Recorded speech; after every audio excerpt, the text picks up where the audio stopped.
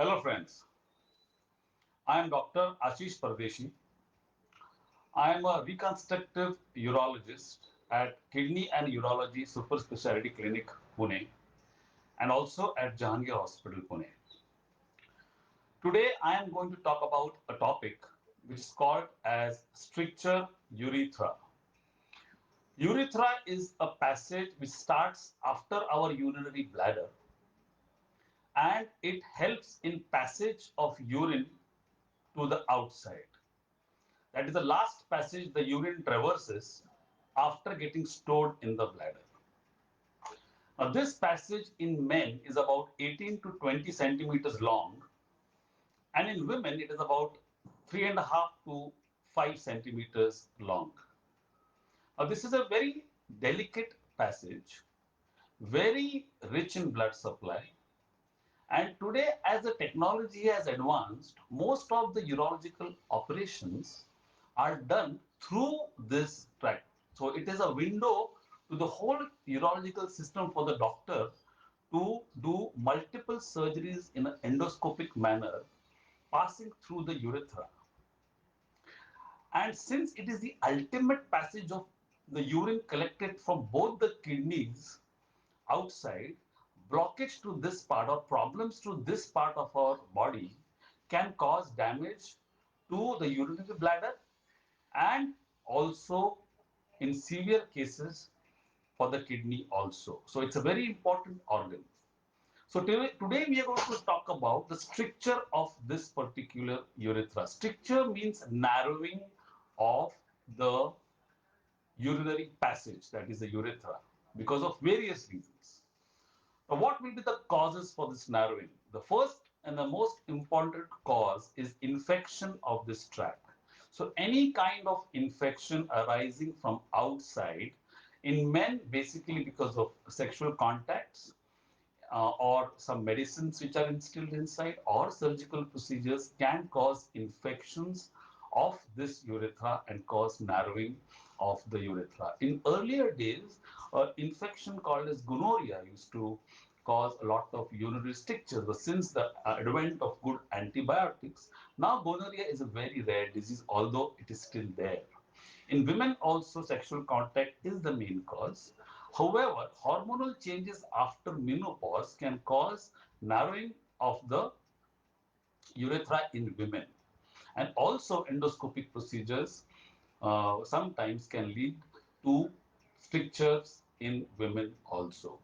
Strictures in men are more common because of the longer tract, and strictures can also be caused because of external trauma, that is, fall from a height or road traffic accidents, pelvic fractures, anything falling on the body which is very heavy, fall from vehicles. All these things can lead to rupture of the urethra at some point of time, and it can cause complete cessation of urine because the tract is completely damaged. This is more common in men, very rare in females. In men, the pelvic fractures and the urethra gets disconnected from the bladder, and that's a complete transaction of the urethra. So the management, the treatment of this part is very difficult because the patient comes with a very full bladder during the time of trauma, and we have to divert the urine from the stomach so that the urine is diverted and it flows easily. And later at some date, then you have to go in and reconstruct the urethra again. It's a very difficult surgery. So trauma is a different thing altogether. But in other causes like infections or surgical procedures or some skin diseases like lichen sclerosis can cause stricture of the urethra. In those cases, what is more important is diagnosis.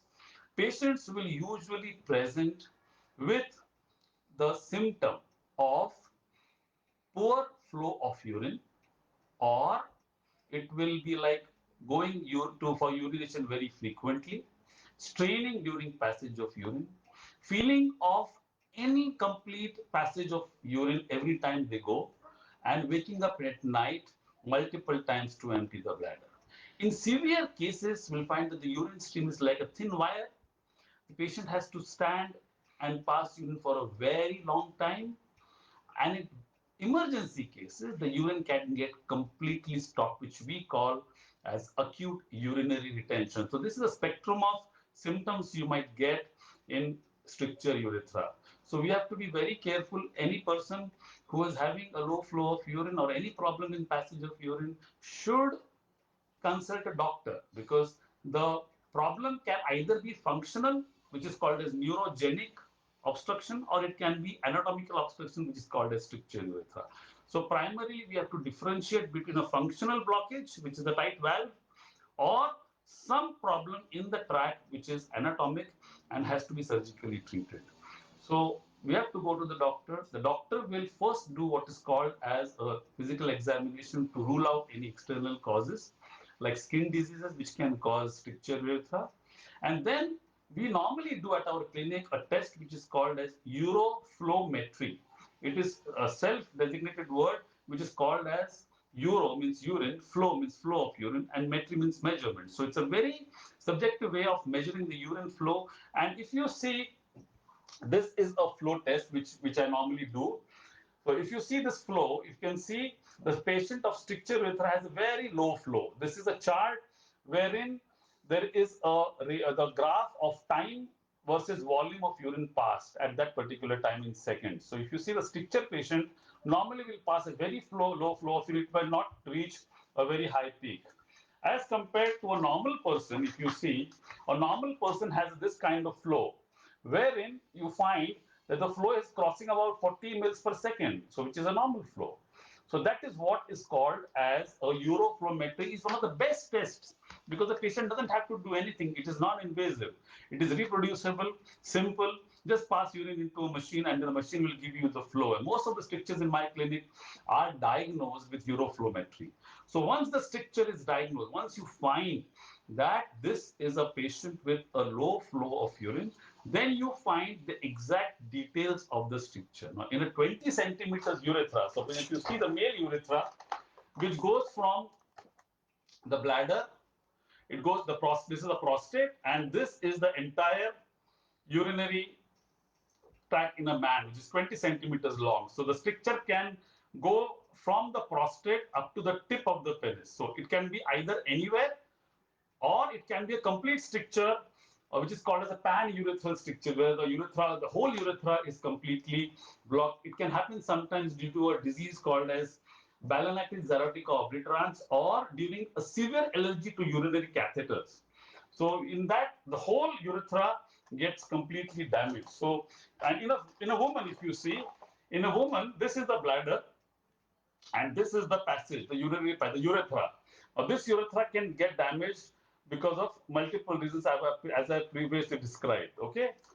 So uroflowmetry. So after the uroflowmetry is done and the stricture is diagnosed, then we find the extent of the stricture. Now, how do you find the extent of the stricture? It is very simple.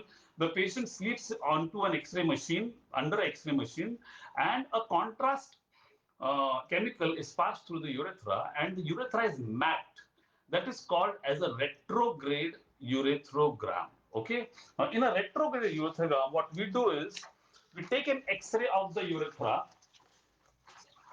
which is looks like this. Now, if you see, there is a normal urethra above, and below, if you see, there is this narrowing of the urethra at this particular level. So this is a bulbar urethral stricture. Okay. So we have found out now that this patient has a narrowing or a stricture at one region of the urethra. And on this diagnosis, we further plan the treatment. Most of the urologists will say or agree to this, that the first treatment is what we call as a shortcut treatment, where we just pass a scope inside the urethra and we widen this stricture by cutting through it, which is called as internal urethrotomy. So this is a very temporary procedure. Out of 100 people, 70 people will recur in these cases. 30% people might be all right only with internal urethrotomy. But once you do an internal urethrotomy, there is 70% chance that this stricture might recur again. And in such patients, what we require is reconstructive surgery. We at Kidney and Urology Super Speciality Clinic, we do a surgery which is called as urethroplasty. Urethroplasty means repair of the urethra, which is permanent.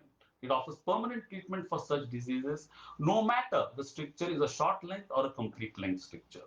What we do in urethroplasty? In urethroplasty, surgically the urethra is exposed completely. Now, in men, we take care that we do not have any cut on the penile shaft because penile shaft is used for sexual activity. So we do not want any incision or any intervention which is happening on the penile shaft. So usually the cut is taken at the perineum below the scrotal level and the stricture is repaired through that so that no cut is at the penile shaft. So in this procedure, after the urethra is exposed, the stricture is diagnosed where it is. It is sought, and it is repaired by using a graft.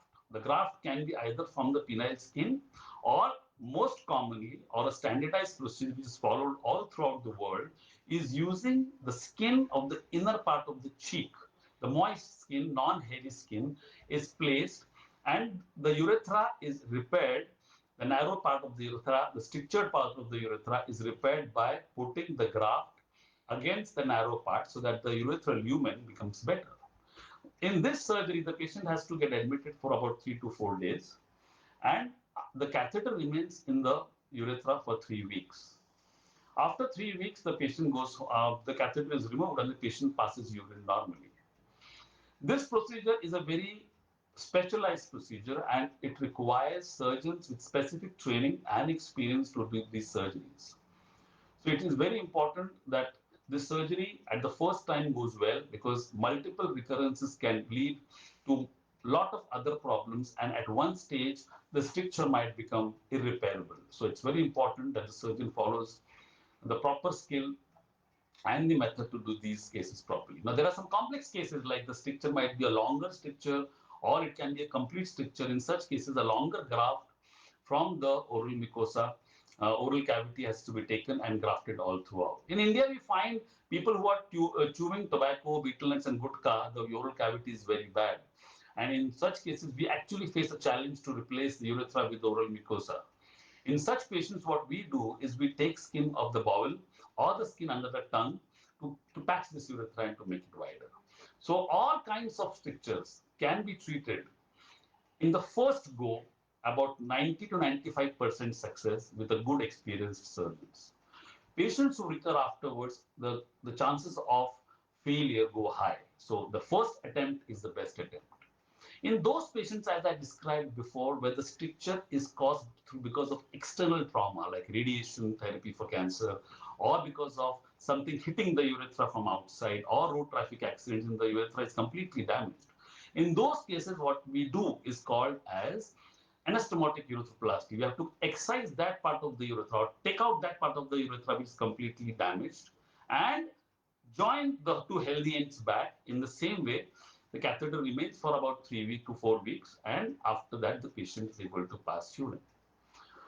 Now, how do you evaluate the success of this surgery? After the surgery is done, the tube is out, the patient passes urine. The best form of success is the patient telling me, yes, doctor, I am passing urine very well.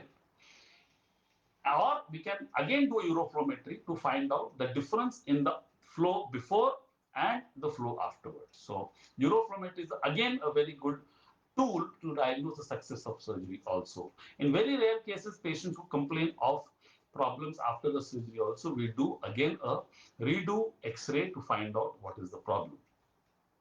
So friends, this was about stricture urethra. So always remember, any patient, irrespective of age, is complaining of any urinary problems while passing urine, please visit a urologist and find out your flow and get yourself diagnosed for stricture urethra. We have patients who have ignored and neglected the stricture and are actually faced with kidney failure over a long run.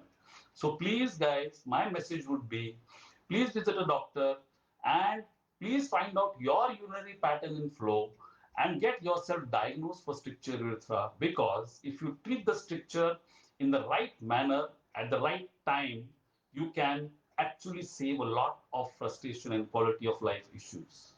Thank you very much.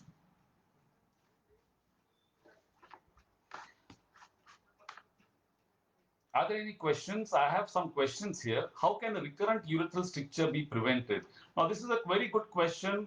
Recurrent strictures are a challenge to most of the urologists, and it requires really a very experienced surgeon to treat recurrences because more the amount of surgery in the urethra, more tissue loss is present, and the dissection during the surgery becomes very difficult. So, recurrent strictures can be prevented by one, avoiding any kind of urethral instrumentation, practicing safe sex habits, and third, and the most important, is going to the doctor the moment you feel that there is an urine problem. So there are patients who have passed stones through the urethra. Now, passage of stones through the urethra also can cause stricture. So patients who are prone to form stones and passing of stones, they should get the sonography done once every year or maybe twice a year and diagnose themselves with stones before these become a problem inside the urethra. So that is the best way to prevent urethral recurrence. How do you treat a urethral stricture? I've already done. There's one question. Is there a relationship between development of urethral stricture and transutural of prostate and glycemic control? Yes, there is a very good question. This is most of the elderly patients who undergo a prostatic surgery usually have what is called as a post TURP or transurethral dissection of prostate urethral stricture. Now, this stricture is formed because of various reasons. The most important reason being a large prostate usually involves this instrument which goes inside for the surgery to remain for a very longer time. Now, when the instrument remains in the urethra for a very longer time, it presses on the urethra and sometimes can cause ischemic injury and cause a stricture after some days the prostate has been operated. So in such cases, you have to do a uroflowmetry, do a cystoscopy to find out whether there is a recurrence of stricture or there is some prostatic issue or a bladder neck issue. Get yourself diagnosed with the stricture, and we are doing this kind of surgery today, which is the most common, that is post-TURP stricture by putting a buccal graft on the urethra and giving permanent cure to the patients. Glycemic control, yes, it is very important because usually patients who are diabetic excrete a lot amount of sugars in urine. So they are more prone to urethral infections as compared to the normal population. And in such patients, even if you do a good surgery, there is a possibility of reinfection. So you have to have a good glycemic control. There's a nice question. How long does it take for a urethral stricture to form? Yes, now, the strictures which I have described, which are now basically the strictures are divided into traumatic and non-traumatic. So when you say traumatic strictures, as I told you, they are all happen during the trauma, whenever the external trauma happens, the guy falls from a tree or in the well or has a road traffic accident, the stricture forms immediately. As compared to infective strictures, they take about 1.5 to 2 years to form completely. So that's the time it takes. Now, there are some patients who can have a stricture, like for example, there are some patients who are unconscious and they might just pull the catheter out. It's very common. We find this very common in sedated patients or neurogenic patients or stroke patients. They try to just pull out, whack out the catheter. In such patients, what happens is that the balloon of the catheter injures the urethra. The stricture is not formed immediately, but it might take about 2.5 to 3 months to form a stricture there. Is there any sexually discomfort post-stricture surgery? Wonderful question again. Some people, since the sutures go onto the erectile organs of the penis in men, some patients might complain of sexual dysfunction after the urethroplasty for about a year's time. It takes about a year for the psychogenic element as well as the anatomic element and the surgical element to wane off. And most of my patients who I'm operated have become sexually completely normal in the first 6 months after surgery, and most of them have become recovered completely for the sexual function after a year. It's a wonderful question. Am I more likely to get prostate cancer if a father had it? Yes, you are more likely to get. That is a different question. But if your father had a history of prostate cancer, you have to get yourself screened very regularly as compared to the normal population whose parents did not, or fathers did not have a prostate cancer. Does the stricture go away? The stricture does not go away. It stays there because it is. We are not doing anything to the stricture. What we do is make the urethra more wider by applying a patch. I compare it to a sleeve. Suppose if you become fat and your sleeve of your shirt becomes too narrow for your hand to go in, we just cut the sleeve and you add additional cloth to it so that the sleeve becomes more accommodative. So that's exactly the principle of stricture surgery. So the stricture does not go away.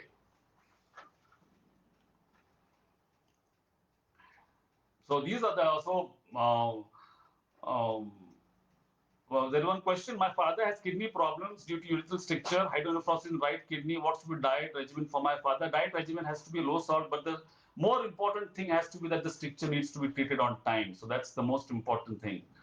Special test for diagnosing stricture, I've already told you the best test is uroflowmetry. So please, uroflowmetry is the backbone of diagnosis of urethral stricture. The problem in urethral stricture is the patient gets habituated to the lower flow. Since the stricture takes a long time to develop, it takes a long time for the patient to actually accept that the urine flow is going down because it happens gradually and the patient finds his own way to empty the bladder. So the patient, usually what I see, patients are into a denial mode. When I ask them, how is your flow? They will say, no, the flow is very good. But these patients usually will find that have a very poor flow. Some patients I ask, how is the flow? They say, flow is very nice. I take a long time to pass, but the flow is good. But when you do the actual objective uroflowmetry, they will find that the flow is actually very poor. So in such, these are the patients whom you need to take more care of because they are into a denial mode that I am okay. So guys, I will end my show here. And the important message what I have to give you, stricture problem has to be dealt very seriously. It has to be diagnosed at the right time and it can be treated permanently and completely if the diagnosis happens rightly and it is treated by an experienced and a skillful reconstructive urologist. Thank you very much for listening to my talk, and I hope that there has been some awareness created about urethral stricture by today's talk. I'll be thankful if the patients actually get themselves diagnosed at the right time and prevent the kidney damage. Thank you very much.